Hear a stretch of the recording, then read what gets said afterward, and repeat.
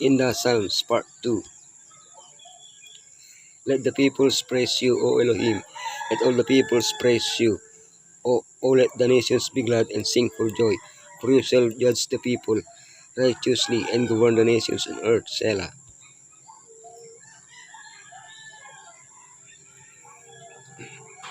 Among the prophecies we find in Psalms, we can appreciate the final events that lead to the definitive establishment of Elohim's government on this earth. In the various Psalms we will study, we will see the progression of events that will unfold from the moments prior to the second coming until the destruction of sin after the millennium. With these events in mind, what is our mission now? Psalm 46, Hope in Distress. Psalm 47, the final victory. Psalm 75, the end of sin.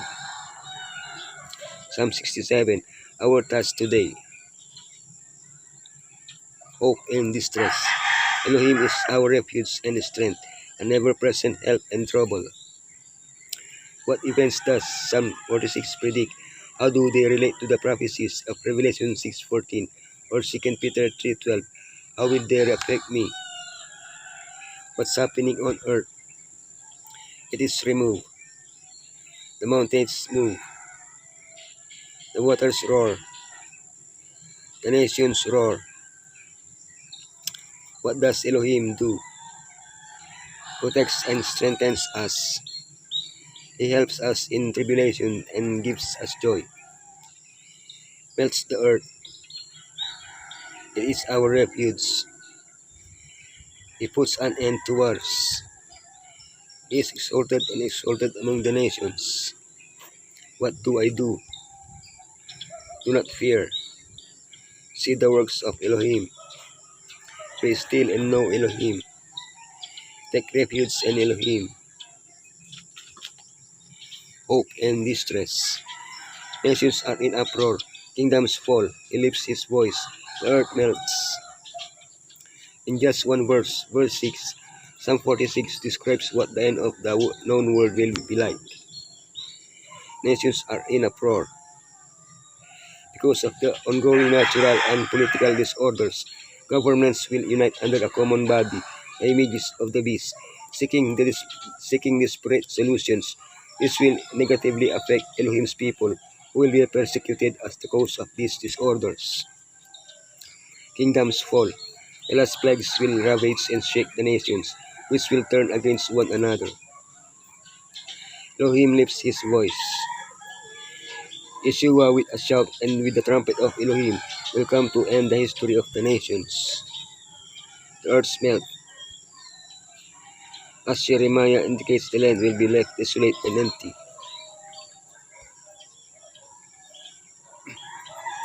The final victory is subdued nations under us, peoples under our feet. Setting foot in a place was in ancient times a way of representing the right to possession of the territory. Something similar to what is done now by planting or raising a specific flag in a place. When Satan stood before Elohim and said he had come from roaming throughout the earth, going back and forth on it, he was manifesting his ownership of our planet. The day will come when the property he usurped will be restored to its rightful owner, but it will not be at the second coming, when Yeshua will not touch the earth with his foot, but rather we will ascend to him. It will be after the millennium, when Yeshua will touch the ground with his foot, making room to house the new Jerusalem in the presence of his enemies and defeating them definitively. The end of sin.